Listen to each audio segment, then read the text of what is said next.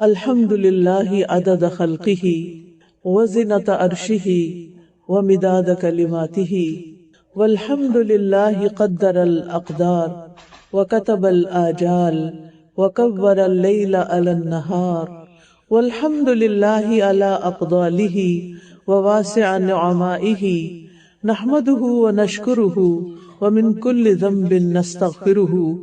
ہر قسم کی حمد اللہ کے لیے ہے، اس کی مخلوقات کی تعداد کے برابر، یعنی جتنی چیزیں اس نے پیدا کی ہیں، عرش کے وزن کے برابر۔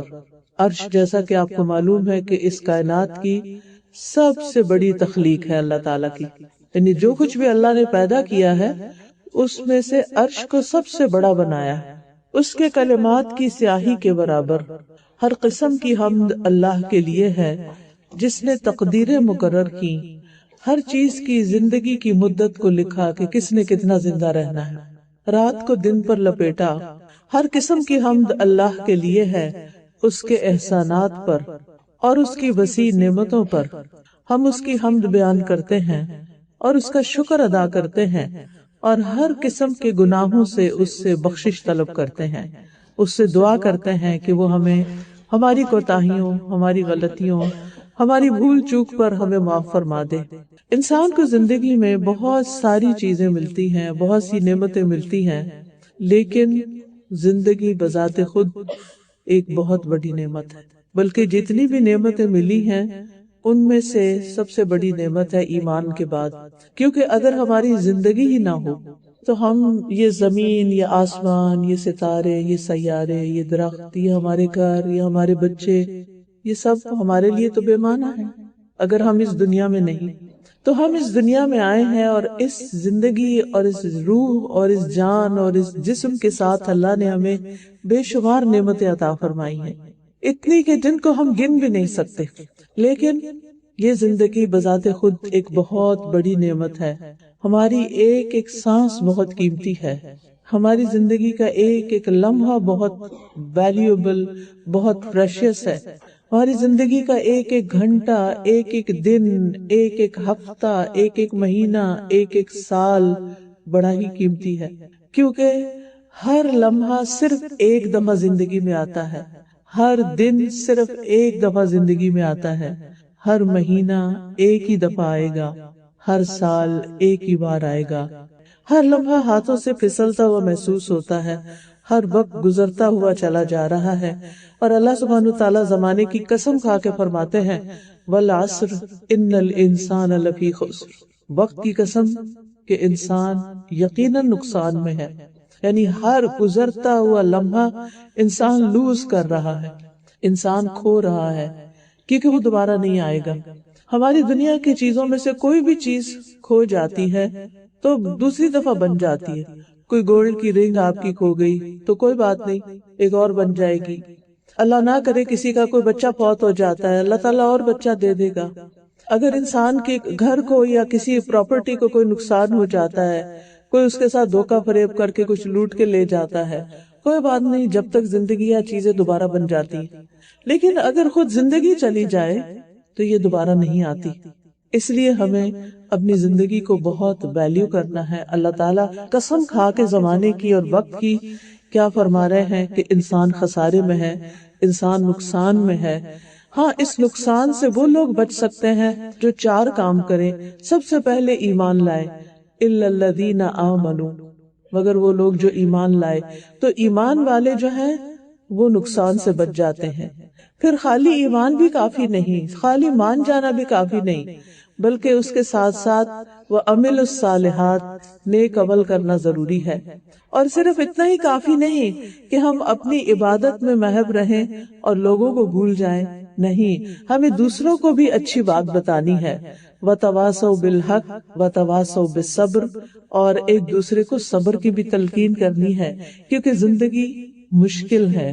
اس زندگی میں بہت سی آزمائشیں ہیں، امتحان ہیں۔ اللہ سبحانہ تعالیٰ نے یہ زندگی پیدا ہی اس لیے کی تاکہ ہمارا امتحان لے کر دیکھے کہ ہم میں سے کون اچھے کام کرتا ہے۔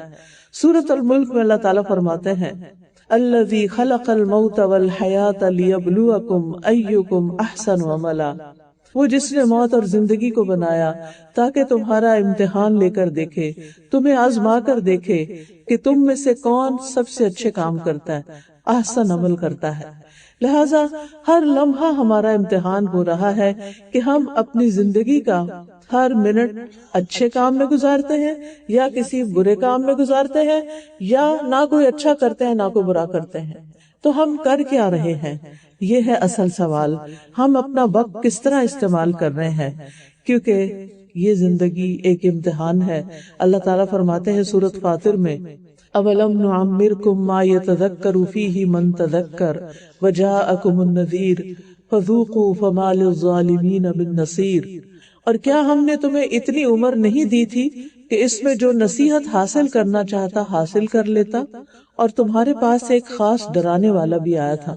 اس کی بعض علماء تفسیر کرتے ہیں کہ انسان کے سفید بال اس کے لیے نذیر کی حیثیت رکھتے ہیں، کہ جو ہی سر میں سفید بال نظر آنے لگے تو انسان کو فکر کرنی چاہیے کہ اب دنیا سے جانے کے دن قریب آتے جا رہے ہیں۔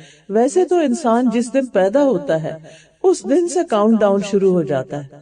ہم کہتے ہیں بچہ ایک دن کا ہو گیا، دراصل اس نے ایک دن لوز کر لیا اپنی زندگی کا۔ 1 سال کا ہو گیا، گویا اس کا 1 سال زندگی کا چلا گیا ہے۔ اسی طرح ہر انسان کی زندگی جتنی بھی ہے بڑی ہی قیمتی ہے، لیکن خاص طور پر عمر کا پچھلا حصہ۔ نبی صلی اللہ علیہ وسلم نے فرمایا، اللہ تعالیٰ اس بندے کا عذر پورا کر دیتے، یعنی اس کے پاس پھر کوئی بہانہ نہیں رہ جاتا جسے اللہ نے 60-70 سال تک زندگی عطا فرمائی ہو۔ اللہ تعالیٰ اس کا عذر پورا کر دیتے ہیں، اس کا عذر پورا کر دیتے ہیں۔ مطلب اس کا کیا ہے کہ اگر کوئی شخص 60-70 سال جی لیتا ہے تو پھر اس کے پاس انف ٹائم ہوتا ہے کہ اس میں وہ احسن عمل کر سکے، اچھے کام کر سکے۔ اور اگر انسان بڑھاپے تک پہنچ کر بھی اپنی زندگی کے جانے کی فکر نہیں کر رہا تو دراصل وہ خسارے میں ہے۔ حقیقت یہ ہے کہ اصل زندگی جو ہے وہ آخرت کی ہے۔ یہ تو بگننگ ہے، یہ تو ابتدا ہے، لیکن اس کی ایک انتہا ہے، اور وہ ہے کہ ہر انسان اپنے عمل کے مطابق کہاں جا کے لینڈ کرتا ہے، جنت میں یا جہنم میں۔ یہ زندگی کس لیے دی گئی؟ یہ زندگی تو احسن عمل کے لیے دی گئی، وتواصوا بالحق وتواصوا بالصبر کے لیے دی گئی۔ یہ زندگی تو کچھ کرنے کے لیے دی گئی، لیکن وہ کیا چیزیں ہیں کہ جو اللہ سبحانہ وتعالی ہمارے اندر دیکھنا چاہتا ہے۔ اس لیے ہمیں اس زندگی میں اپنی صحت کی حالت میں، فرصت کی حالت میں ہمیں اپنے ان کاموں کا ضرور اہتمام کرنا چاہیے جو اللہ سبحانہ وتعالی نے ہمارے لیے مقرر کیے ہیں، کیونکہ ہم میں سے ہر ایک کی موت کا وقت مقرر ہے۔ اس سے انسان نہ ایک دن آگے ہو سکتا نہ پیچھے ہو سکتا ہے، نہ ایک گھڑی آگے نہ ایک گھڑی پیچھے۔ اور وہ جب وقت آ جاتا ہے تو کوئی انسان دنیا بھر کی تدبیریں کر لے، یہاں رہ نہیں سکتا۔ اس لیے آج جو اس وقت موقع ہمارے پاس ہے، جو وقت ہمارے پاس ہے، اس کو ہم غنیمت سمجھیں۔ نبی صلی اللہ علیہ وسلم نے ایک شخص کو نصیحت کرتے ہوئے فرمایا، 5 چیزوں کو 5 چیزوں سے پہلے غنیمت سمجھو، یعنی اس سے فائدہ اٹھا لو۔ اپنی جوانی کو بڑھاپے سے پہلے، اپنی صحت کو بیماری سے پہلے، اپنی مالداری کو فقیری سے پہلے، اپنی فراغت کو مصروفیت سے پہلے، اور زندگی کو موت سے پہلے۔ کیونکہ زندگی گئی تو یہ دنیا کا چیپٹر تو کلوز ہو گیا، پھر اس کے بعد قبر کی زندگی ہے، پھر اس کے بعد جی اٹھنا ہے دوبارہ۔ وہ حشر کا ایک دن 50,000 سال کے برابر ہے، معلوم نہیں ہمارا حساب کب وہاں ختم ہوتا ہے اور ہم آگے کی منزل اختیار کرتے ہیں۔ پھر جب حساب کتاب انسان کا ہو چکے گا اور اس کے لیے جنت بھی لکھ دی گئی ہوگی، تو بھی اس کو ایک پل پار کر کے جانا ہے جس کو پل صراط کہتے ہیں۔ آپ سب کے والدین نے آپ کو اس کے بارے میں بتایا ہوگا، کتابوں میں بھی آپ نے اس کے بارے میں پڑھا ہوگا کہ یہ ایسا مقام ہے ان 3 مقامات میں سے جہاں کوئی کسی کو نہیں پوچھے گا، کوئی کسی کے کام نہیں آئے گا، کوئی کسی کو نہیں بچائے گا، حتیٰ کہ تمام پیغمبر بھی نفسی نفسی کہہ رہے ہوں گے۔ یعنی 3 مقامات ایسے ہیں۔ ایک دفعہ حضرت عائشہ نے نبی صلی اللہ علیہ وسلم سے پوچھا کہ کیا آپ قیامت کے دن مجھے یاد رکھیں گے، کیونکہ وہ ان کی بہت محبوب بیوی تھی، بیلوڈ تھی۔ تو انہیں یہ تھا کہ دنیا تو بہت اچھی گزر رہی ہے لیکن اپنی آخرت کی بھی فکر کروں، اور نبی صلی اللہ علیہ وسلم کا ساتھ ہے تو میری اگلی زندگی بھی اچھی ہوگی۔ تو آپ نے فرمایا اے عائشہ 3 وقت میں کوئی کسی کو نہیں پوچھے گا. ایک وہ وقت جب اعمال نامے تقسیم ہو رہے ہوں گے، ہر شخص ڈرا ہوا ہوگا کہ پتہ نہیں میری زندگی کی کتاب میرے دائیں ہاتھ میں ملتی ہے یا بائیں ہاتھ میں ملتی. کیوں یہ فکر کس لیے ہوگی؟ اس لیے کہ جب ہم اچھے کام بھی کرتے ہیں نا، اول تو یہ کہ اچھے کام ہمارے ذرا کم ہی ہوتے ہیں، بہت سا وقت ہم فضول باتوں میں ضائع کر دیتے ہیں، بیکار کی بحثوں میں ضائع کر دیتے ہیں، اور کچھ وقت اللہ کی نافرمانیوں میں چلا جاتا ہے. تو جو نیکی کا وقت بھی ہوتا ہے اس میں بھی عام طور پر ہم اپنی نیتوں کو قابو میں نہیں رکھ سکتے. وہاں نیت کی خرابی نیکی کو نیکی نہیں رہنے دیتی، کیونکہ قیامت کے دن ایسے اعمال کا کوئی وزن ہی نہیں ہوگا جو انسان نے اللہ تعالیٰ کے لیے نہیں کیے ہوگے، لوگوں کو دکھانے کے لیے، لوگوں سے بدلہ چاہنے کے لیے، لوگوں کو خوش کرنے کے لیے اس نے کیے ہوں گے. لہٰذا بہت ضروری ہے کہ ہم اپنی اس زندگی سے بھرپور فائدہ اٹھا لیں اور اس وقت کی فکر کریں جب اعمال نامہ، یہی جو روز کی کتاب ہماری کھلتی ہے اور اس میں دن بھر کے کام لکھے جاتے ہیں. صبح کے وقت فجر کی نماز میں 2 فرشتے آتے ہیں، کرام الکاتبین، دائیں بائیں ہمارے لکھنا شروع کر دیتے ہیں جو کچھ بھی ہم کرتے ہیں. پھر عصر کی نماز میں ان کی ڈیوٹی چینج ہو جاتی ہے، 2 نئے فرشتے آ جاتے ہیں. پھر وہ جو کچھ رات سے صبح فجر تک ہم کرتے ہیں وہ لکھتے چلے جاتے ہیں. نماز پڑھی ہے یا نہیں پڑھی، زبان کا استعمال کیسے کیا، لوگوں کے کام کتنے آئے، اللہ کے کون سے حق ادا کیے، بندوں کے کون سے، جو کچھ بھی ہم کرتے ہیں. اگر ہم بیٹھ کے ایسے بغیر بیکار سوچوں میں بیٹھے ہوئے تو یہ بھی لکھا جا رہا ہوتا ہے، یعنی وہ بھی کاؤنٹ ہوگا قیامت کے دن. تو اس لیے ہر بندہ اس وقت سخت فکر مند ہوگا جب اس کا اعمال نامہ اس کو ملے گا، اس کے ہاتھ میں آئے گا. دوسرا وقت جب نامہ اعمال تولا جائے گا. کیوں؟ اس لیے کہ قرآن مجید میں آتا ہے فَمَن يَعْمَلْ مِثْقَالَ ذَرَّةٍ خَيْرًا يَرَهُ وَمَن يَعْمَلْ مِثْقَالَ ذَرَّةٍ شَرًّا يَرَهُ، کہ جو ذرے کے برابر بھی نیکی کرے گا وہ بھی اس کو دیکھ لے گا، اور جو ذرے کے ایٹم کے برابر بھی برا کرے گا وہ بھی اس کو دیکھ لے گا. یعنی اس وقت چھوٹی سے چھوٹی نیکی اور بڑی سے بڑی نیکی جو ہے وہ اعمال نامے میں رکھ کے تولی جائے گی. تو ہر شخص کو یہ فکر ہوگی کہ اب میرا اسکیل کدھر کو جھکتا ہے، نیکیوں کا جھکتا ہے یا برائیوں کا جھکتا ہے. اور یہ ڈیپینڈ کرتا ہے اس پر کہ انسان نے اپنی زندگی کس طرح گزاری.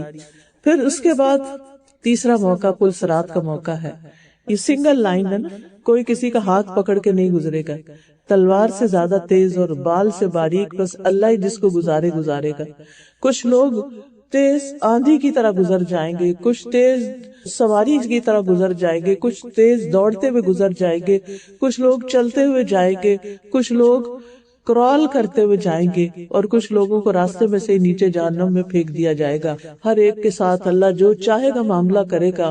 الملک یومئذ للہ، کیونکہ اس دن ساری بادشاہت، ملکیت، سارا اختیار صرف اور صرف اللہ سبحانہ تعالیٰ کے پاس ہی ہوگا.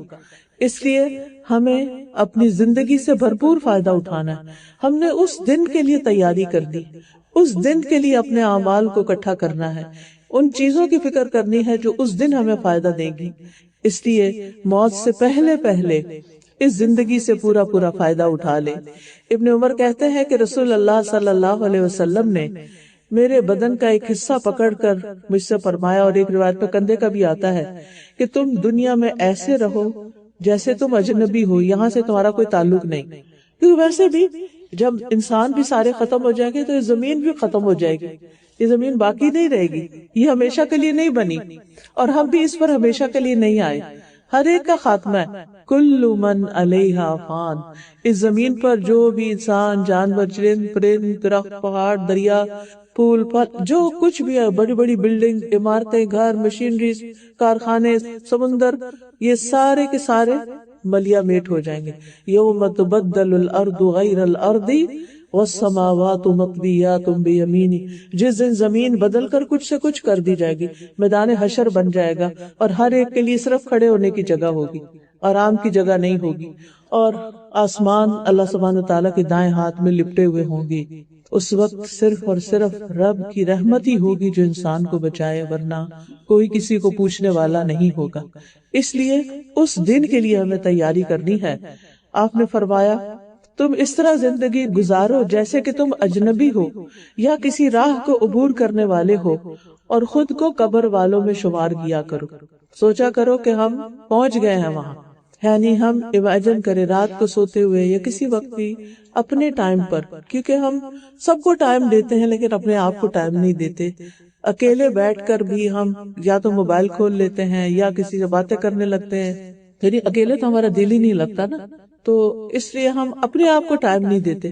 جب اپنے آپ میں ہم اکیلے ہوں، سوچئے وہ کون سا آج کے دن میں ایک گھنٹہ ایسا گزرا ہے کہ جس میں آپ نے کوئی آواز نہیں سنی، کسی سے بات نہیں کی، کوئی آپ کو باتوں میں انٹرپٹ کرنے والا نہیں تھا، آپ نے خاموشی کے ساتھ اپنے حالات پہ غور کیا، اپنی قبر کے بارے میں سوچا اور اپنے آپ کو وہاں لیٹا ہوا پایا۔ آپ سوچئے کہ انسان کانپ اٹھتا ہے جب یہ سوچتا ہے کہ ایک دن مجھے اس اندھیری کوٹھڑی میں جا کے رہنا ہے اور وہاں میرے ساتھ کسی نے بھی نہیں ہونا۔ دنیا میں ہم اکیلے ہوتے ہیں تو ہم بور ہو جاتے ہیں، ہم اداس ہو جاتے ہیں جن سے ہم محبت کرتے ہیں، لیکن وہاں پر تو کوئی بھی ساتھ نہیں ہوگا۔ پیارے سے پیارا انسان بھی جو ہمارے لیے بعد میں کتنا بھی روئے ساتھ نہیں آتا، اور آئے بھی تو ہمارے لیے کچھ کر نہیں سکتا۔ تو اس لیے آپ نے فرمایا کہ خود کو قبر والوں میں شمار کرو، یعنی امیجن کرو کہ تم قبرستان میں رہتے ہو۔ مجاہد کہتے ہیں کہ پھر ابن عمر نے مجھ سے فرمایا، اگر صبح ہو جائے تو شام کا بھروسہ نہ کرو، اور اگر شام ہو جائے تو صبح کا انتظار نہ کرو۔ بیماری آنے سے پہلے صحت سے، موت آنے سے پہلے اپنی زندگی سے فائدہ اٹھا لو، کیونکہ اے عبداللہ تمہیں نہیں پتا کل تمہارا نام کہاں ہوگا، یعنی مردوں میں ہوگا یا زندوں میں ہوگا، یعنی کل تمہیں کیا کہیں گے کہ عبداللہ، یا کہیں گے کہ وہ جو فلاں میت فوت ہو گیا۔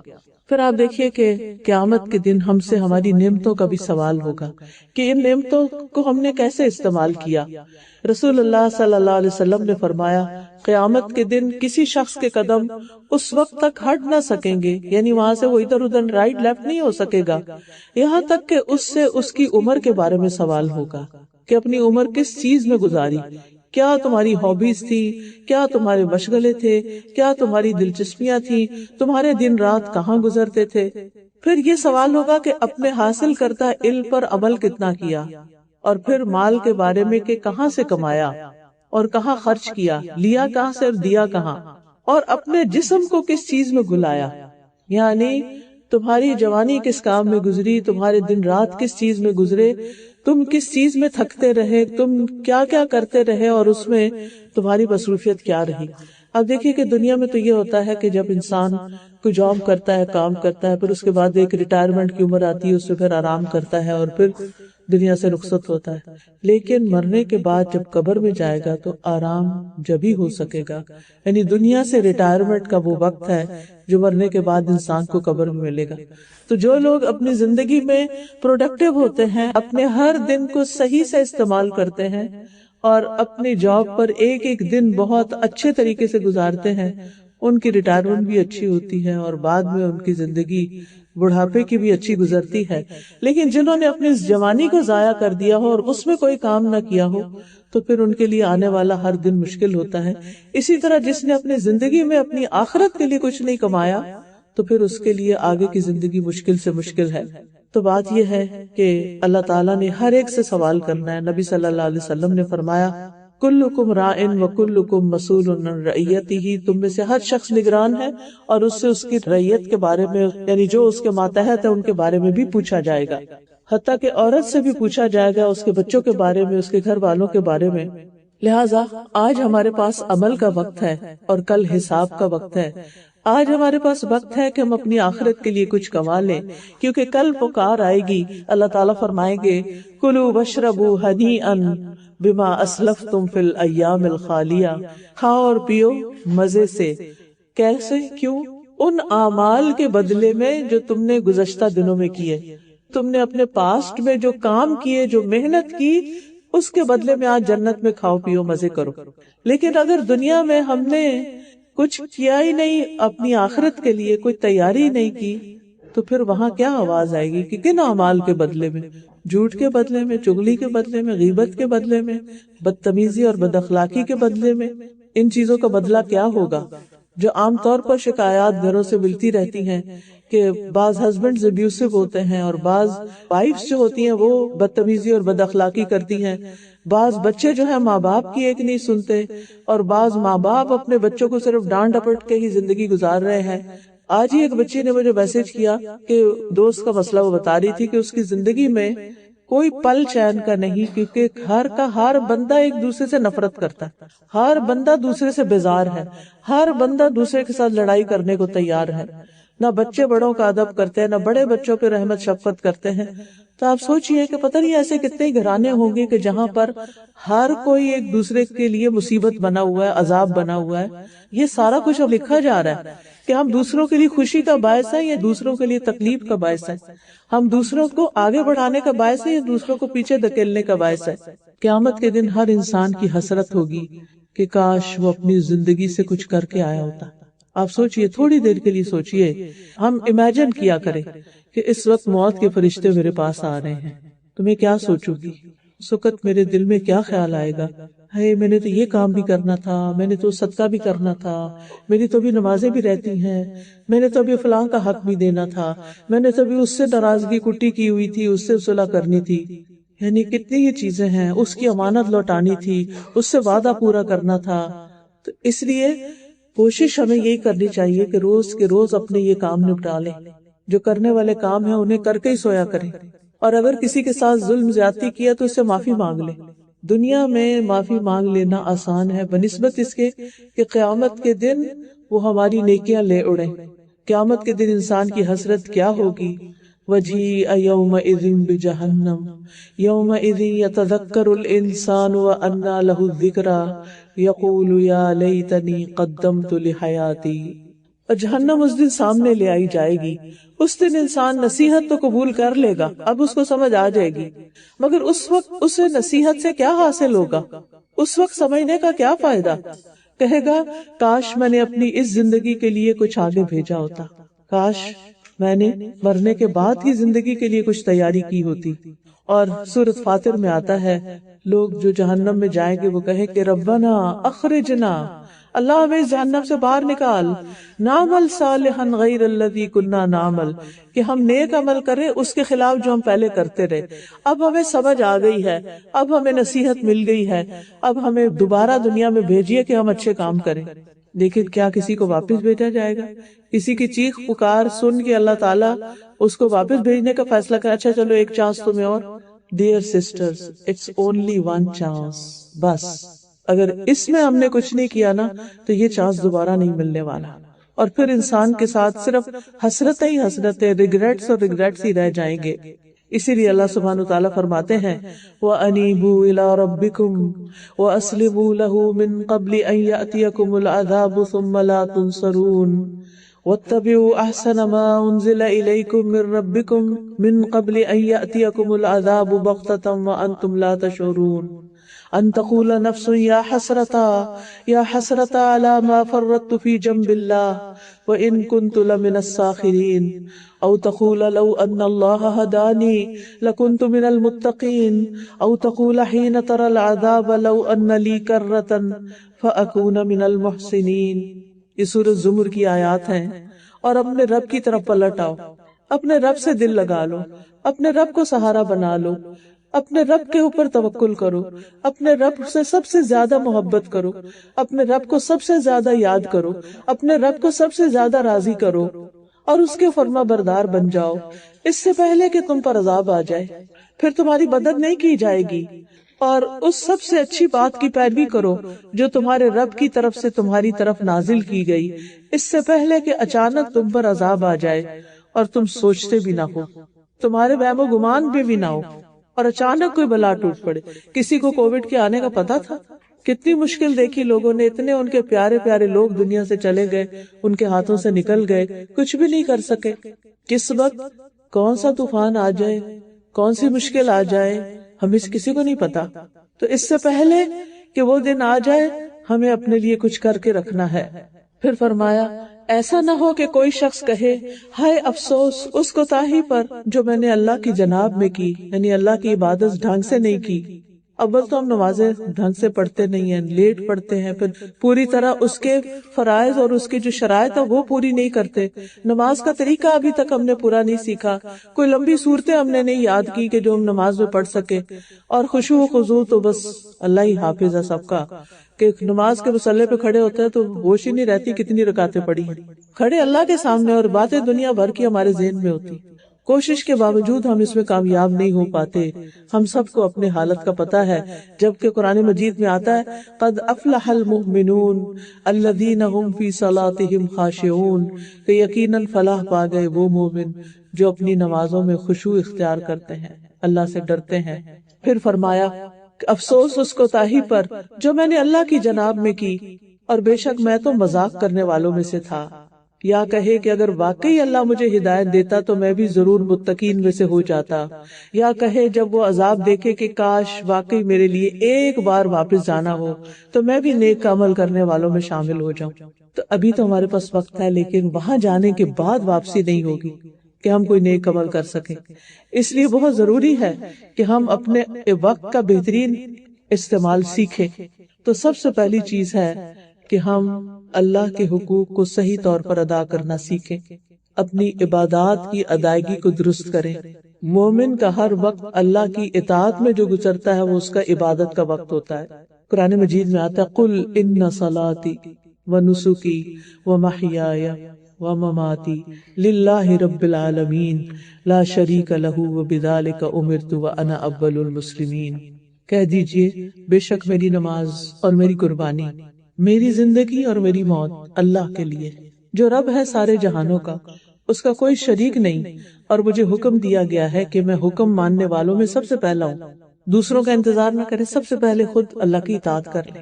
تو مومن کی نماز اور قربانی، زندگی اور موت سب اللہ کے لیے ہوتا ہے، وہ اللہ کے لیے جیتا ہے، اللہ کے لیے مرتا ہے، اللہ کو راضی کرنے کی کوشش میں لگا رہتا ہے، ہر وہ کام کرنے کو تیار ہو جاتا ہے جس کے بارے میں اس کو پتا چلتا ہے کہ اللہ اس سے راضی ہے۔ چھوٹی سی مثال دیتی، بندہ جب پانی پیتا ہے تو ایک گھونٹ بھی پیتا ہے اور کہتا ہے الحمدللہ، اللہ اس بندے سے راضی ہو جاتا ہے۔ لیکن کتنی دفعہ ہم پانی پی جاتے ہیں بغیر سوچے سمجھے باتیں کرتے ہوئے، اور بعد میں الحمدللہ کہنا بھول جاتے ہیں، حالانکہ اگر ہم اس کی پابندی کرنا شروع کر دیں تو ہمارا یہ چھوٹا سا عمل بھی اللہ کو راضی کرنے والا ہو جائے گا۔ یہ بھی وقت کا بہترین استعمال ہے، یہ بھی اپنی زندگی کی قدر کرنا ہے۔ پھر آپ دیکھیے کہ ہمیں اپنے فرائض سے غافل نہیں ہونا۔ قرآن مجید میں اللہ تعالیٰ ان لوگوں کی تعریف بیان کرتے ہیں، رجال لا تلہیہم تجارت ولا بیع عن ذکر اللہ واقام الصلاۃ وایتاء الزکاۃ یخافون یوما تتقلب فیہ القلوب والابصار۔ وہ لوگ جنہیں اللہ کے ذکر سے اور نماز قائم کرنے اور زکوٰۃ دینے سے نہ کوئی تجارت غافل کرتی ہے، نہ کوئی خرید و فروخت غافل کرتی ہے، یعنی وہ ہر حال میں اپنی نماز ادا کرتے ہیں، وہ بزنس کر رہے ہوں، وہ جاب پر ہوں، وہ سفر کر رہے ہوں، وہ سوئے ہوئے ہوں، وہ فوراً اٹھ جاتے ہیں کیونکہ ان کی نماز کا وقت آ گیا ہے۔ وہ اس دن سے ڈرتے ہیں جس میں دل اور آنکھیں الٹ جائیں گی، یعنی وہ اپنی نمازوں کی فکر کیوں کرتے ہیں؟ وہ یہ نہیں کہ غافل ہو کے سوئے رہتے ہیں اور صبح 7 بجے کا الارم لگاتے ہیں اور نماز کے وقت اٹھتے ہی نہیں ہیں، کیونکہ وہ ڈرتے ہیں کہ وہ دن آئے گا جب ہماری نمازوں کا حساب ہوگا، اور آپ کو معلوم ہی ہے کہ سب سے پہلا حساب تو نماز کے بارے میں ہوگا۔ اللہ تعالیٰ فرماتے ہیں قُل لِعِبَادِيَ الَّذِينَ آمَنُوا، میرے ان بندوں سے جو ایمان لا چکے ہیں کہہ دیجئے یقیموا الصلاۃ، کہ وہ نماز قائم کیا کریں، وَيُنْفِقُوا مِمَّا رَزَقْنَاهُمْ سِرًّا وَعَلَانِيَةً، اور اس میں سے جو ہم نے انہیں دیا ہے کھلے اور چھپے خرچ کیا کریں۔ یعنی بعض چیزیں ایسی ہوتی کہ آپ کسی کو دیتے اس کو پتا چل جاتا کہ آپ نے اس کو دیا، لیکن بعض اوقات آپ اس طریقے سے دیتے کہ لینے والے کو پتہ ہی نہیں ہوتا کہ کس نے دیا، اور صرف آپ کے رب کو پتا ہوتا ہے، تو رب ایسے صدقے سے راضی ہو جاتا ہے۔ خفیہ صدقہ جو ہوتا ہے، چھپا کے صدقہ، وہ اللہ کے غضب کو ٹھٹا کرتا ہے، اللہ کی ناراضگی کو دور کرتا ہے۔ یعنی اگر آپ کو کبھی دل میں یہ خیال آئے نا کہ میرا خیال ہے اللہ تعالیٰ مجھ سے راضی نہیں، یا ڈر لگے، تو خوب چھپ کے صدقہ کیا کرے کہ لینے والے کو بھی نہ پتا ہو کہ وہ چیز آپ کی طرف سے ہے۔ آپ کسی مسجد میں جاتے ہیں، چپکے سے اس کے ڈبے میں کچھ ڈال دیں، اب کسی کو کیا پتا آپ نے کیا ڈالا۔ اسی طرح آپ دیکھیں کہ اسلاف کے ہاں یہ عادات پائی جاتی تھی کہ رات کے اندھیرے میں نکلتے تھے صدقہ خیرات کرنے کے لیے، اس زمانے میں اسٹریٹ لائٹس تو نہیں ہوتی تھی، تو کسی کو پتہ نہیں چلتا تھا، لوگوں کے دروازے پہ چیزیں چھوڑ کے آ جاتے تھے اور دینے والے کا نہیں پتا ہوتا تھا کہ کس نے دیا، کون دے کر کیا، کیونکہ انہیں لوگوں سے شکریہ اور جزا نہیں چاہیے ہوتی تھی۔ قرآن مجید میں بھی آتا ہے کہ وَيُطْعِمُونَ الطَّعَامَ عَلَى حُبِّهِ مِسْكِينًا وَيَتِيمًا وَأَسِيرًا إِنَّمَا نُطْعِمُكُمْ لِوَجْهِ اللَّهِ لَا نُرِيدُ مِنْكُمْ جَزَاءً وَلَا شُكُورًا۔ وہ اللہ کی محبت میں کھلاتے ہیں مسکینوں کو، یتیموں کو، قیدیوں کو، اور وہ کیا کہتے ہیں، ہم تمہیں صرف اللہ کے چہرے کی خاطر کھلا رہے ہیں کہ آخرت میں ہمیں اللہ کا دیدار نصیب ہو جائے، ہم تم سے کوئی بدلہ ہی نہیں چاہتے، کوئی شکریہ بھی نہیں چاہتے۔ کتنی دفعہ ہم نے اس طرح کسی کو کھانا کھلایا کہ ہم شکریہ کا انتظار ہی نہ کریں، ہم کبھی توقع ہی نہ رکھیں، ہم کبھی گلہ ہی نہ کریں کہ میں نے تمہارے لیے اتنا کیا، تم نے تو کبھی جھوٹے منہ بھی شکریہ ادا نہیں کیا۔ ایسے رشتہ دار ہوتے ہیں نا، ایسے لوگ ہوتے ہیں کہ جن پہ آپ ساری زندگی احسان کرتے ہیں لیکن وہ آپ کی قدردانی نہیں کرتے، وہ آپ کے کسی احسان کو مانتے ہی نہیں، تو اس وقت اپنا دل نہ چھوٹا کریں، آپ کہیں میں نے تو یہ کیا اللہ کے لیے کیا تھا، اس کے پاس میری جزا ہے۔ اور یہ صدقہ سب سے افضل ہوتا ہے جو آپ کسی ایسے رشتہ دار کو دیں جو ضرورت مند ہے لیکن وہ ایکنالج نہیں کرتا، وہ جواب میں آپ سے راضی نہیں ہوتا، ناراض ہی رہتا ہے۔ کئی رشتہ دار ایسے ہوتا ہے نا کہ آپ ان کے ساتھ جو مرضی کر لیں، انہوں نے خوش نہیں ہونا، آپ ایک چیز دیں گے وہ دوسری کی ڈیمانڈ کریں گے، وہ دوسری پوری کریں گے وہ تو تیسری کی کریں گے، اور اگر کسی وقت آپ نہیں کر سکتے تو آپ کے ساتھ کیا کرایہ پہ پانی پھیر دیں گے، کچھ بھی نہیں ہاتھ آئے گا آپ کے۔ تو بندوں کی خاطر بندوں پر احسان نہ کریں، اللہ کی خاطر۔ تو اللہ تعالیٰ فرماتے ہیں جو ہم نے ان کو دیا ہے اس میں سے خرچ کریں، من قبل ان یأتی یوم لا بیع فیہ ولا خلال، اس سے پہلے کہ وہ دن آ جائے جس میں نہ کوئی خرید و فروخت ہوگی اور نہ کوئی دوستی ہوگی۔ تو جہاں تک نماز کا تعلق ہے تو چاہے کتنے بھی مصروف ہوں، جب اذان ہو جائے تو ساری فکر کس چیز کی طرف لگ جائے کہ نماز کا وقت آ گیا، بس اب نماز پڑھ لو۔ بعض اللہ کے بندے ایسے ہوتے ہیں کہ جو اذان سے پہلے ہی نماز کی تیاری شروع کر دیتے کہ اذان ہونے والی ہے، نماز کا وقت قریب آ رہا ہے، اور بعض اس درجے تک پہنچ جاتے ہیں کہ وہ صرف ایک نماز پڑھنے کے ساتھ ہی اگلی نماز کا انتظار شروع کر دیتے ہیں۔ ایسے بھی اللہ کے بندے ہوتے ہیں۔ تو بندے کے وقت میں برکت ہو ہی نہیں سکتی جب تک وہ اللہ کا حق ادا نہیں کرتا، کیونکہ ایک حدیث قدسی میں اللہ تعالیٰ فرماتے ہیں نا کہ اے ابن آدم تو میری عبادت کے لیے خود کو فارغ کر دے تو میں تیری ضروریات پوری کر دوں گا، ورنہ تیرے دونوں ہاتھ کاموں سے بھر دوں گا اور تیری محتاجی بھی دور نہیں ہوگی۔ یعنی مصروفیت کام کام کام، لیکن ضروریات ہے کہ پوری ہی نہیں ہوتی۔ تو دن کے سارے اوقات میں فجر سے عشاء تک اللہ سبحانہ تعالیٰ کی عبادت کے لیے خاص اہتمام کریں، کیونکہ جو نمازوں کی حفاظت کرتے ہیں ان کے لیے جنت کا وعدہ ہے، اور جو نماز کے وقت کو ضائع کرتے ہیں ان کے لیے تباہی ہے۔ قرآن مجید میں آتا ہے فَوَيْلٌ لِّلْمُصَلِّينَ الَّذِينَ هُمْ عَنْ صَلَاتِهِمْ سَاهُونَ، بس تباہی ہے، بربادی ہے ان نمازیوں کے لیے جو اپنی نماز سے غافل ہیں۔ تو اس کا مطلب کیا ہے کہ انسان وقت ضائع کرتا رہے، فضول کاموں میں لگا رہے یہاں تک کہ وقت نکل جائے یا بہت تھوڑا وقت رہ جائے، ادھر ادھر گھومتا پھرے اور گھر اس وقت پہنچے جب نماز جانے والی ہو۔ یہ ہے غفلت نماز سے کہ اس کو فکر ہی نہیں لگی کہ نماز کا ٹائم شروع ہو گیا ہے۔ تو ان الصلاۃ کانت علی المؤمنین کتابا موقوتا، نماز مومنوں پر وقت کی پابندی کے ساتھ فرض کی گئی ہے، اس لیے عبادت کو اول وقت پر ادا کرنا چاہیے، اور دوسری مصروفیات کے دوران جب آپ کتنے بھی مصروف ہو، نماز کا وقت ہو گیا اس کام کو وہیں چھوڑے، اپنی نماز پڑھے، پھر آ کے باقی کام کر لیں، یا پھر آپ کاموں کو ٹائمنگز دیکھ کے شروع کریں۔ مثلاً آپ نے کھانا پکانا ہے، آپ دیکھیں کہ اچھا ظہر کو کتنا وقت رہ گیا، اس وقت میں میرا کھانا پک جائے گا یا نہیں پکے گا، اگر نہیں پکے گا تو پہلے میں پھر نماز پڑھ لوں تو پھر اس کے بعد شروع کر لوں۔ اسی طرح باقی کام، لانڈری کر رہے ہیں، کچھ کر رہے ہیں، اپنے اوقات کو واچ کرتے رہیں کہ کہیں مجھے یہ کام اپنے اندر اس طرح مشغول نہ کر دے کہ نماز پڑھنے کا وقت نکل جائے یا بہت لیٹ نہ ہو جائے، کیونکہ انسان کو نماز میں لطف ہی نہیں آ سکتا جب وہ لیٹ کر کے نماز پڑھتا ہے۔ اور اسی طرح یہ بھی کریں کہ فرائض کے ساتھ نوافل کی ادائیگی بھی کریں، کیونکہ جب انسان نوافل ادا کرتا ہے یعنی فرائض کے ساتھ اللہ کی محبت پا لیتا ہے، اور جب نوافل ادا کرتا ہے تو اسے اللہ تعالیٰ کی بہت سی تائید حاصل ہو جاتی ہے۔ دوسری چیز جس کا آپ بہت اہتمام کریں اپنی اس قیمتی زندگی میں وہ ہے کثرت سے اللہ کا ذکر۔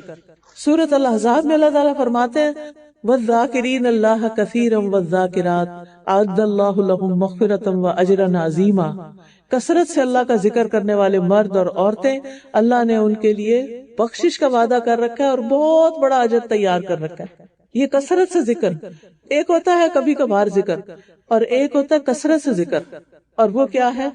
ہر حال میں اللہ کا ذکر، کھڑے بیٹھے لیٹے، جیسے سورۃ آل عمران میں آتا ہے الذین یذکرون اللہ قیاما وقعودا وعلی جنوبہم. وہ لوگ جو اللہ کا ذکر کرتے ہیں کھڑے ہو کر بھی، لیٹ کر بھی، بیٹھ کر بھی. کیونکہ کچھ لوگ کہتے ہیں کہ اچھا صرف بیٹھ کے یا قبلے کی طرف منہ کر کے پھر ہی کوئی ذکر ہوگا یا وضو کر کے. نہیں، ذکر کے لیے، خالی ذکر کے لیے آپ کو نہ وضو کی شرط ہے اور نہ ہی قبلے کی شرط ہے اور نہ ہی کوئی بیٹھنے کی شرط ہے. آپ لیٹے ہوں، آپ سونے کی تیاری کر رہے ہوں، آپ کچھ بھی کر رہے ہوں، آپ اللہ کا ذکر کر سکتے ہیں. ہر وقت اپنی زبان کو اللہ کے ذکر سے تر رکھے.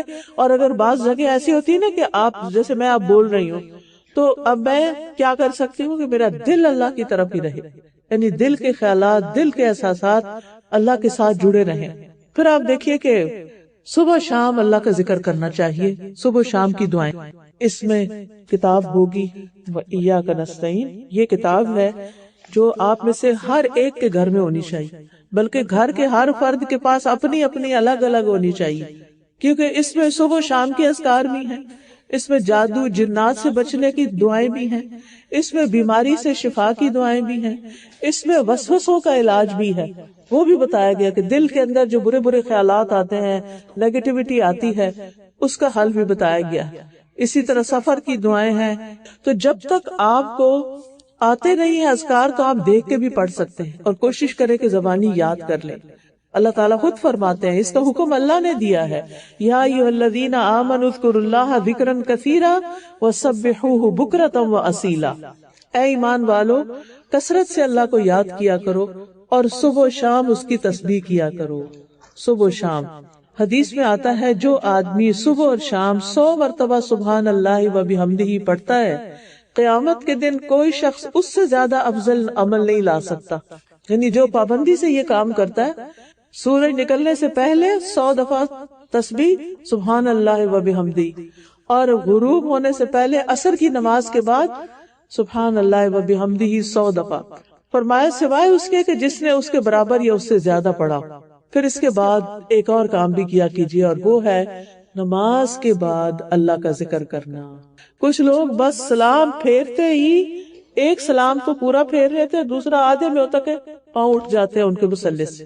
یہ سخت نقصان دہ بات ہے، کیونکہ انسان جب بیٹھ کے تسبیح کرتا ہے 33 بار سبحان اللہ، 33 بار الحمدللہ، 33 بار اللہ اکبر، اور 100 کا عدد پورا کرنے کے لیے لا الہ الا اللہ وحدہ لا شریک لہ لہ الملک و لہ الحمد وہو علی کل شیء قدیر، تو ایسے شخص کے سارے گناہ معاف ہو جاتے ہیں. آپ دیکھ لیجئے، ٹائم نوٹ کر لیجئے، اب 2 منٹ سے زیادہ نہیں لگے.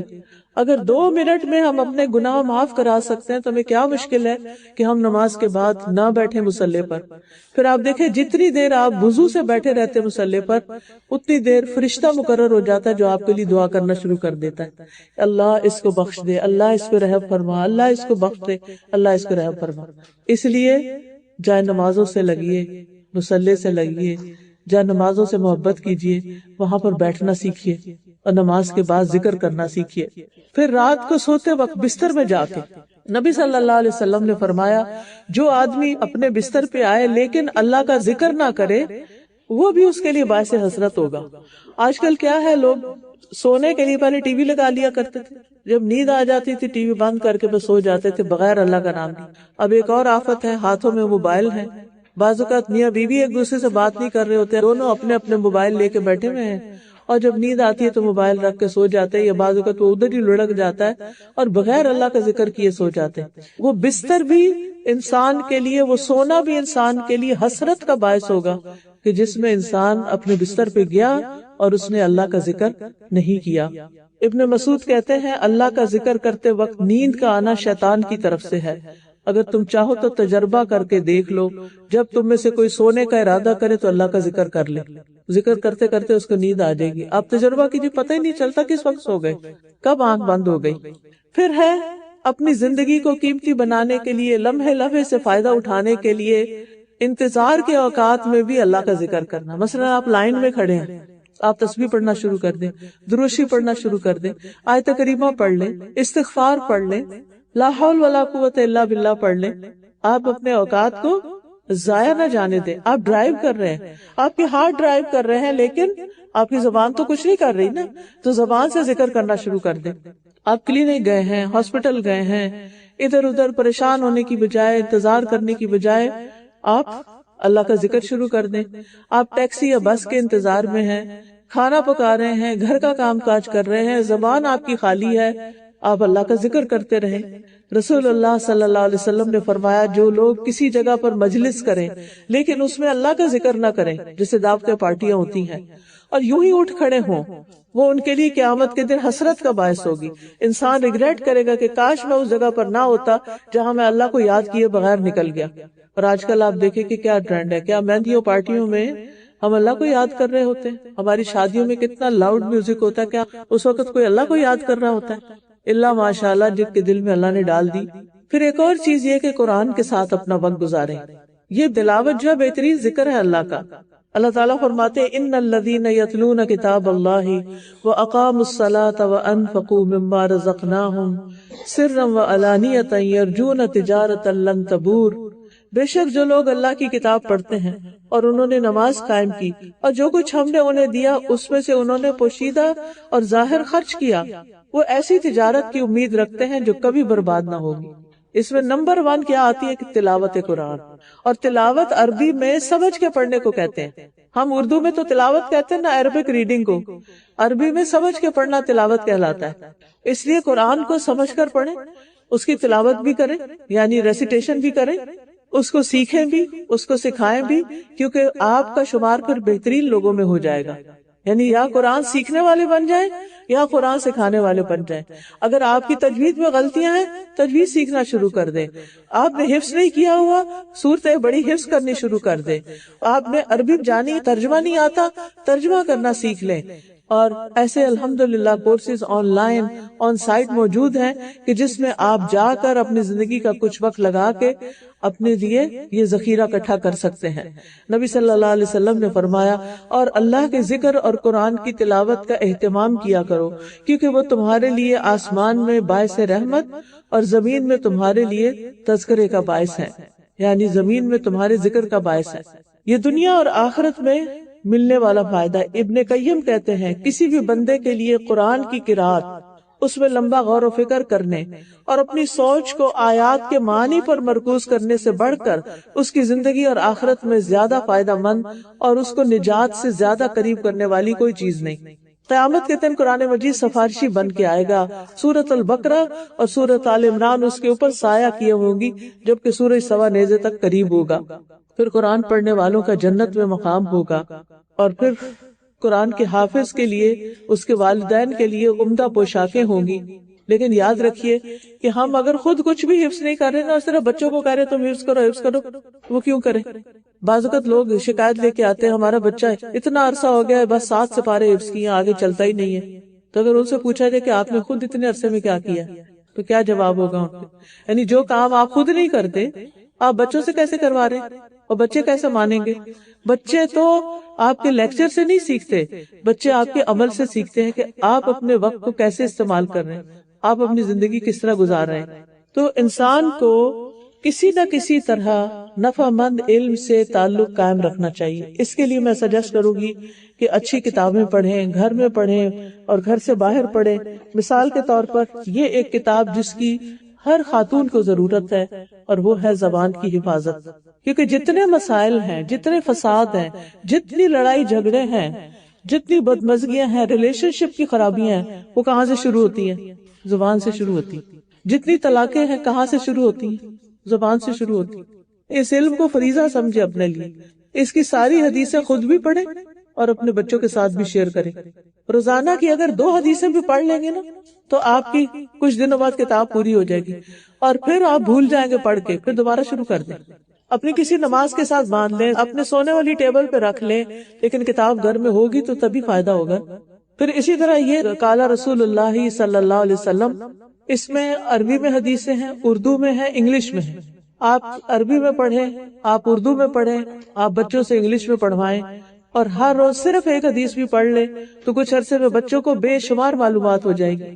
اسی طرح یہ ایک کتاب ہے 100 احادیث، صحیح بخاری سے انتخاب ہے، اوتھینٹک احادیث ہے، ان کو پڑھیں بھی، لکھ کے اپنے کمروں میں اسٹیکر وغیرہ بنا کے لگا لیں تاکہ آپ کو یاد دہانی رہے۔ دیکھیے یہ پڑھیں گے تو پتا چلے گا نا کہ زندگی کو کیسے استعمال کرنا ہے۔ یہ نبی صلی اللہ علیہ وسلم کی سچی باتیں ہیں جن سے ہمیں پتا چلتا ہے کہ ہماری زندگی میں کس چیز کی کمی ہے، ابھی ہمیں اور کیا کرنا ہے۔ آپ دیکھیں کہ کبھی یہ تو نہیں ہوا نا کہ ایک دفعہ آپ نے کھانا کھا کے کہا میں باقی کی زندگی کے لیے ساری کے لیے کافی ہے، ایسے ہی ہوتا؟ ایک دفعہ کھانا کھا کے آپ باقی دنوں کے لیے فارغ ہو جاتے؟ نہیں، آپ کو صبح بھی کھانا پڑتا ہے، آپ کو شام کو بھی کھانا پڑتا ہے۔ امام ابن قیم کہتے ہیں کہ علم کی ضرورت کھانے پینے سے بھی بڑھ کے ہے۔ کھانا پینا نہ ہو تو جسم مر جاتا ہے، علم نہ ہو تو روح فنا ہو جاتی، روح مر جاتی، انسان کا دل ختم ہو جاتا ہے۔ علم دلوں کی زندگی ہے، اور خوش قسمت ہے وہ لوگ جو زندگی کے آخری حصے میں بھی علم حاصل کرتے رہتے ہیں، کیونکہ وہ نبی صلی اللہ علیہ وسلم کے اس فرمان پہ عمل کر رہے ہیں کہ اطلب العلم من المہد الی اللحد، کہ اپنے پنگوڑے سے لے کے قبر تک علم حاصل کرتے رہو۔ اس لیے کوئی نہ کوئی کلاس ڈھونڈے، کیونکہ اکیلا انسان پھر چھوٹ جاتا ہے اس سے۔ اگر کہیں نہیں کچھ ملتا، آن لائن نہیں ملتا، آن سائٹ نہیں ملتا، تو آپ اپنے گھر میں کلاس بنا لیں، اپنے بچوں کو بٹھا لیں، گھر میں جتنے لوگ رہتے ہیں وہ اکٹھے بیٹھ جائیں، اپنے نیبرہڈ میں سے جو مسلمان ہیں ان کو اکٹھا کر لیں، باری باری مختلف خواتین کے گھر میں آپ حلقہ کر سکتے ہیں۔ اگر آپ کے پاس کوئی ٹیچر نہیں ہے تو آپ آڈیو سنوا سکتے ہیں۔ اگر آپ کے پاس پڑھنے اور سمجھانے کی قوت ہے تو یہ 100 احادیث ہیں، اس میں سے آپ اکٹھے پڑھ کے حدیثیں یاد کر سکتے ہیں۔ پھر اسی طرح آپ دیکھیے کہ استغفار کی بہت سی برکتیں ہیں۔ سورۃ نوح میں بھی آتا ہے کہ انہوں نے اپنے لوگوں سے کہا کہ استغفار کرو، اللہ تمہیں بخش دے گا، تمہیں مال اور بیٹوں سے نوازے گا، تمہارے لیے نہریں جاری کر دے گا، آسمان سے خوب بارشیں تم پر برسیں گی۔ تو انسان کو اپنی زندگی میں انہی چیزوں کی تو ضرورت ہوتی ہے، ہریالی چاہیے، کھانے پینے کو وافر چاہیے، بچے چاہیے، مال چاہیے، گھر چاہیے۔ تو ایسے میں انسان کوشش کے ساتھ ساتھ استغفار کی کثرت کرے۔ پھر اسی طرح اگر بیمار ہو جائے تو آیات شفا پڑھیں، اور اسی طرح یہ حفاظت کی دعائیں آپ کے بیگز میں ہونی چاہیے تاکہ آپ زیادہ سے زیادہ ان سے فائدہ اٹھا سکیں۔ اسی طرح یہ تسبیحات کا کارڈ ہے، صبح شام کے اذکار کا کارڈ ہے، قرآنی اور مسنون دعائیں ہیں۔ اتنی دعائیں ہمیں زبانی یاد نہیں ہوتی، اپنی جان نماز کے پاس کسی باسکٹ میں ڈال کے رکھ لیں، نماز پڑھنے کے بعد آپ کچھ نہ کچھ دعائیں، ایک صفحہ، مثلا ایک صفحے پہ 5 دعائیں ہیں، 7 دعائیں، 10 دعائیں، وہ اتنی دعائیں اور ان کا ترجمہ پڑھ کے اللہ تعالیٰ سے مانگیں، کیونکہ دعا تو تقدیر بھی بدل دیتی ہے۔ اسی طرح اپنے دوستوں اور عزیزوں کو تحفے دینے کے لیے کتابیں ضرور دیا کریں، اور چیزیں بھی دیں، آپ سوٹ دیں، آپ کھانے پینے کی کوئی چیز دیں، لیکن ساتھ آپ ان کو کوئی کارڈ، کوئی کتاب ضرور دیں۔ الحمدللہ آج آپ کے پیچھے سٹال لگایا گیا ہے تاکہ آپ کو آ کے خریدنے کی بھی زحمت نہ ہو، یہیں پر آپ کے خدمت میں حاضر کیا جائے تاکہ آپ کے گھروں میں علم کی روشنی ہو۔ آپ دیکھیے کہ علم کی ایک بھوک ہوتی ہے، ہر انسان کے اندر ایک خلا ہوتا ہے، وہ کہتا ہے کہ میرے پاس سب کچھ ہے، پتہ نہیں کیا نہیں ہے، ہر وقت دل کے اندر کچھ ہوتا رہتا ہے۔ وہ دراصل ہماری روح کی پیاس ہوتی ہے، ہمیں علم کی ضرورت ہوتی ہے۔ تو کتاب، استاد، مجلس، ماحول، یہ سب چیزیں آپ کو فائدہ دیتی ہیں۔ شیخ عبد الرحمن السعدی کہتے ہیں، لوگو اللہ تم پہ رحم کرے، تم علم سکھانے والے بن جاؤ۔ اگر یہ نہیں کر سکتے تو علم کی مجلسوں میں حاضری دو اور وہاں تان لگا کے سنو، فائدہ حاصل کرو، اور اہل علم سے بھلائی طلب کرتے ہوئے، بصیرت حاصل کرتے ہوئے سوال بھی کرو، یعنی پوچھو بھی ان سے، علم حاصل کرو پوچھ کے بھی۔ اگر تم نے ایسا نہ کیا اور تم نے کلی طور پر بالکل ہی علم سے روگردانی کر لی تو تم تباہ ہو جاؤ گے اور خسارہ پانے والوں میں سے ہوگے۔ کیا تمہیں یہ نہیں معلوم کہ علم میں مشغول ہونا عظیم عبادات، افضل اطاعت اور اللہ کا قرب حاصل کرنے والے اعمال میں سے ہے؟ یعنی جو علم حاصل کرتا ہے، فرشتے اس کے لیے پر بچھاتے ہیں، اللہ کی رضا اس شخص کو حاصل ہوتی ہے، اللہ کا قرب نصیب ہوتا ہے۔ علم کی وہ مجلس جس میں تم بیٹھتے ہو تمہارے لیے دنیا اور جو کچھ دنیا میں سب سے زیادہ قیمتی ہے۔ جیسے اس وقت آپ علم کی مجلس میں ہیں تو کچھ چھوڑ کر آئے ہوں گے، وہ اس سے زیادہ قیمتی ہے جو چھوڑ کے آپ اس وقت یہاں بیٹھے سیکھ رہے ہیں۔ پھر اسی طرح فرمایا، اور اس سے جو فائدہ اور نفع جو تمہیں حاصل ہوتا ہے یعنی علم حاصل کر کے جو فائدہ حاصل ہوتا ہے کوئی بھی چیز اس کے وزن کے برابر اور مساوی نہیں ہو سکتی. بعض سلف اپنا سارا دن علم کی مجلس سے پر کر لیتے تھے. ایک مجلس ختم ہوتی تو دوسری کی طرف جاتے, دوسری سے تیسری کی طرف, یہاں تک کہ بعض اوقات کھانا پکانے کا ٹائم نہیں ہوتا تو کچا ہی کھا لیتے تھے کہ پیٹ تو بھرنا ہے کسی چیز سے, کچھ نہیں تو کچا ہی, کوئی سبزی کھا لو, کوئی فروٹ کھا لو, کوئی ایسی چیز کھا لو جو کچی کھا سکتے ہیں کہ پکانے کا ٹائم نہیں ہے. امام نووی جو ہے, جن کی کتاب ہے 40 نووی 40 حدیث, شاید آپ نے نام سنا ہو, وہ روزانہ 12 درسوں میں حاضر ہوتے تھے. کتنے؟ 12.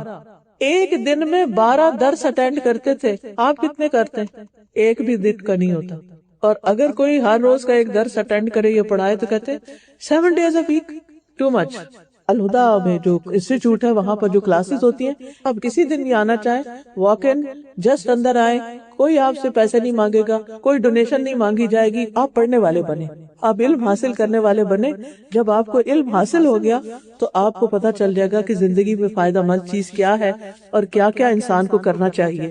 ڈپلوما کورس ہوتا ہے, پورے قرآن کا ترجمہ یاد کروایا جاتا ہے, تفسیر بتائی جاتی ہے. اسی طرح اردو میں قرآن مجید کا ترجمے اور تفسیر کی کلاسز ہو رہی ہیں. آپ میں سے جو چاہے اس میں آئیں اور آپ کو ہر روز نئی نئی عمل کی باتیں پتہ چلیں گی.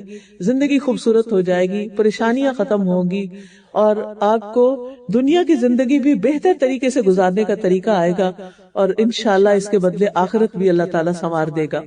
پھر اسی طرح آپ دیکھیے کہ وقت کو مفید کاموں میں گزاریں. قرآن بھی پڑھ لیا آپ نے, ذکر اذکار بھی کر لیا, نمازیں بھی کر لی, علم بھی حاصل کر لیا. اب عمل کا وقت ہے, اب لوگوں کی خدمت کریں.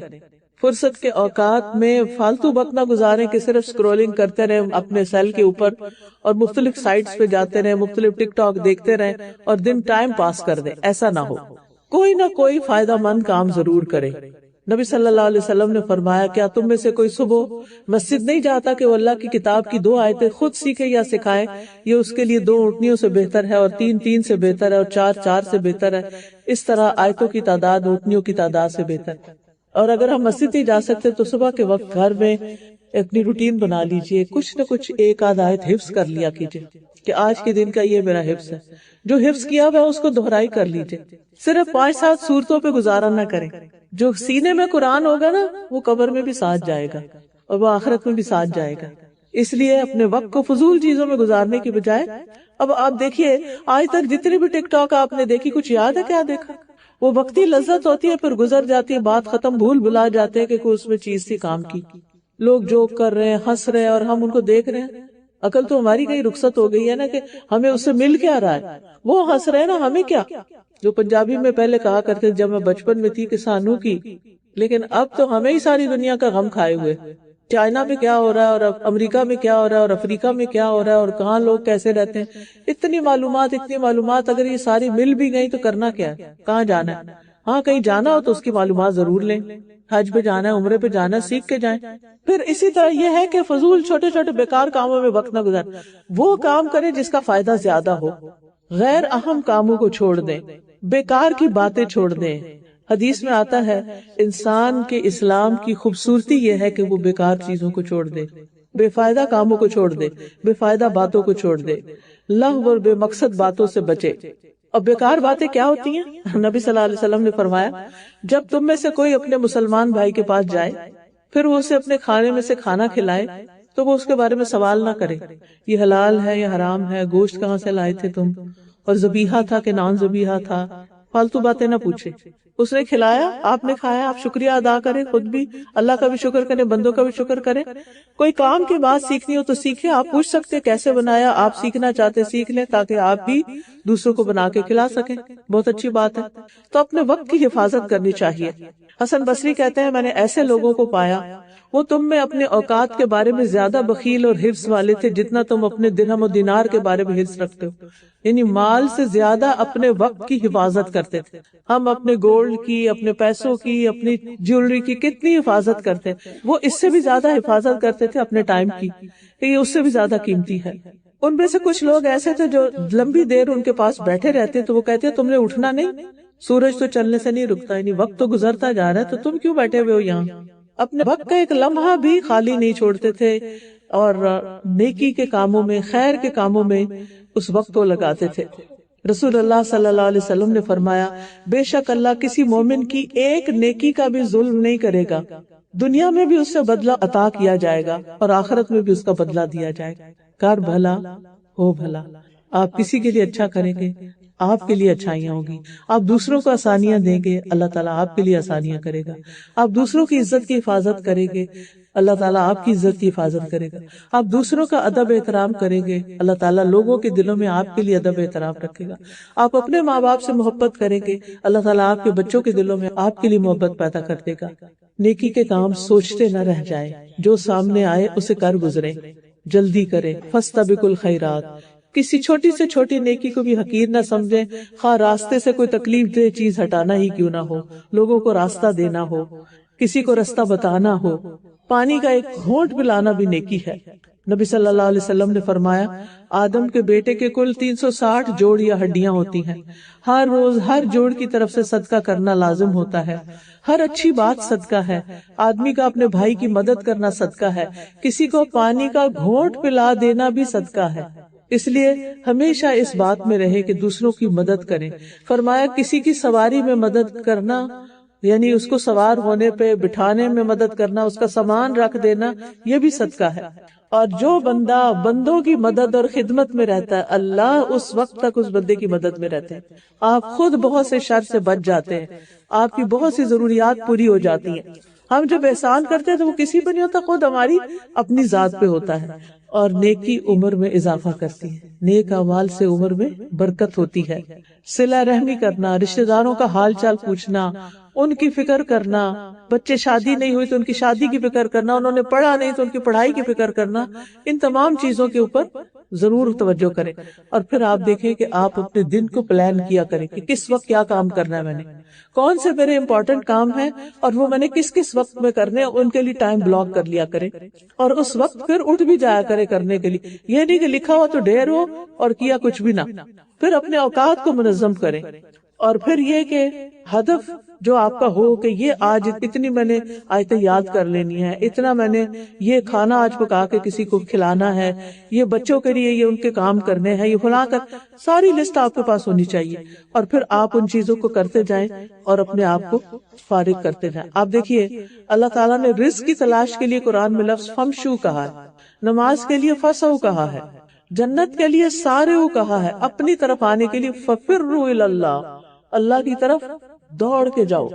لہٰذا آپ اپنے ٹارگٹس ضرور سامنے رکھیں کہ میں نے کیا کرنا ہے، ضرورت کا کھائیں پیئیں، کم سوئیں اور سادگی اختیار کریں، کم سے کم ساز و سامان خریدیں، کیونکہ جتنا سامان زیادہ ہوتا اتنی اس کی حفاظت، صفائی ستھرائی اور اس کو مینٹین کرنا مشکل ہوتا ہے۔ بے مقصد چیزوں کو گھر سے نکال دیں تاکہ آپ کا ذہن خالی ہو۔ سفر کرے تو با مقصد، ایسے نہیں بس ایسے دل چاہ رہا چلو فارغ وقت ہے مال میں جا کے گھوم پھر کے آ جاتے ہیں، نہیں۔ پھر اسی طرح برکت کے وقت میں کام کریں۔ نبی صلی اللہ علیہ وسلم نے فرمایا اے اللہ میری امت کے لیے ان کی صبح میں برکت ڈال دے۔ چنانچہ آپ کوئی مہم روانہ کرتے یا لشکر تو انہیں دن کے پہلے حصے میں روانہ کرتے تھے۔ اور سخر رضی اللہ عنہ ایک تاجر صحابی تھے، وہ اپنے کارندوں کو دن کے پہلے پہر روانہ کرتے، لہٰذا وہ مالدار ہو گئے اور ان کا مال بھی خوب بڑھ گیا۔ یعنی کاروبار میں، بزنس میں جو برکت ہوتی ہے وہ صبح سویرے کام کرنے سے ہوتی ہے۔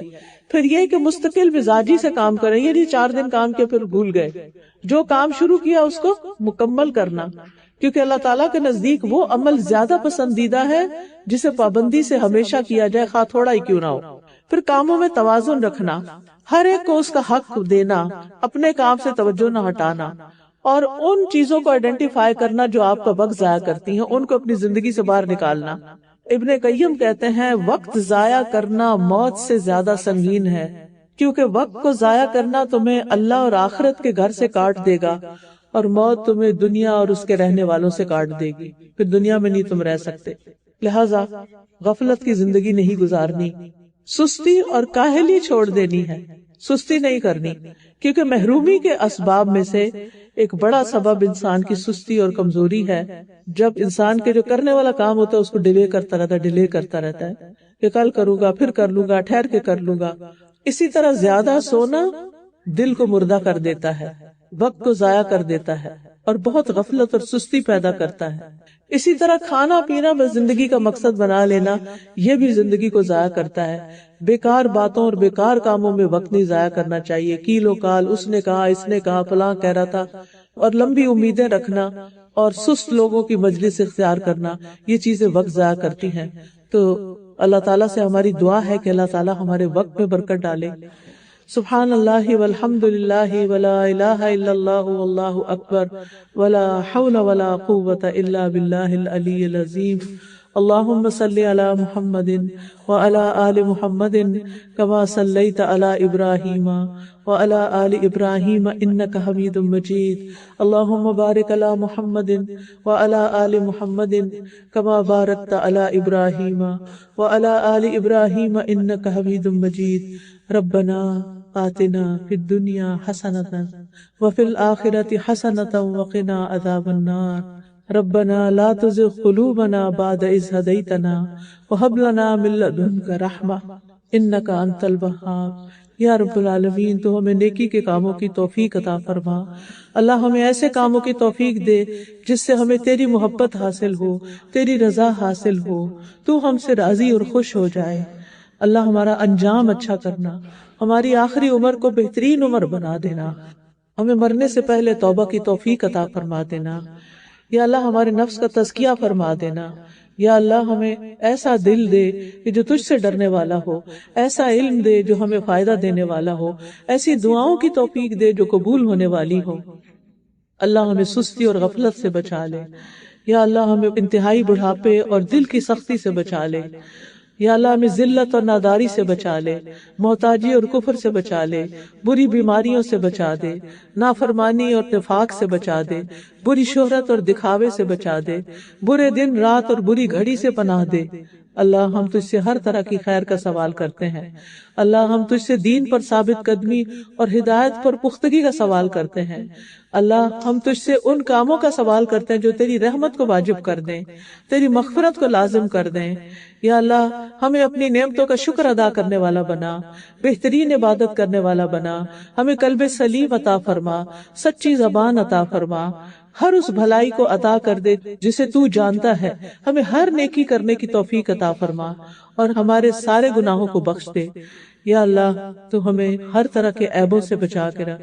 یا اللہ ہمارے دلوں کا غم، دکھ اور پریشانی دور کر دے، ہمارے بچوں کو ہدایت دے دے، ہمارے بچوں، ہماری نسلوں کے ایمان کی حفاظت فرما۔ یا اللہ انہیں نیک مسلمان بنانا، انہیں دوسروں کے کام آنے والا بنانا، انہیں دوسروں کو دعویٰ دینے والا بنانا۔ یا رب العالمین جو بے اولاد ہیں انہیں اولاد عطا فرما۔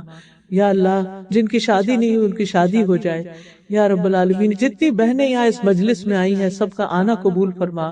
جنہوں نے اس مجلس کا انتظام کیا یا اللہ ان کی محنت، ان کا مال اور جان اور وقت لگانا قبول فرما۔ یا رب العالمین تو ہمیں نیکی اور خیر کے کاموں سے جڑ کے رہنے کی توفیق عطا فرما۔ ربنا تقبل منا، ربنا تقبل منا انك انت السميع العليم وتب علينا انك انت التواب الرحيم وصلى الله تعالى على خير خلقه محمد وعلى آله واصحابه واهل بيته اجمعين برحمتك يا ارحم الراحمين الہی آمین۔